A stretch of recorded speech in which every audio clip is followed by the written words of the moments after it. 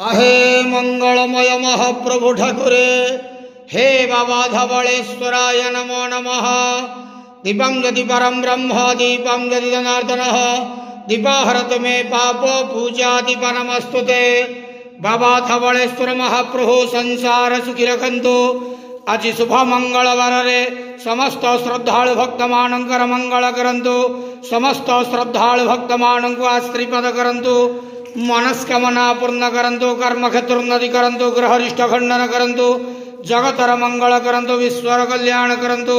आपणकर नाम प्रकाश करंतु। सेवकर डाक श्रवण करंतु। समस्त ग्वावसा भक्त मानकर मनस्कामना पूर्ण करंतु। हे बाबा धवलेश्वराय नमो नमः। संसार सुखी रखंतु आनंद जवार हरि बोलो। आज शुभ मंगलवार रे समस्त श्रद्धालु भक्त मानकर मंगल करंतु आनंद जवार हरि बोलो।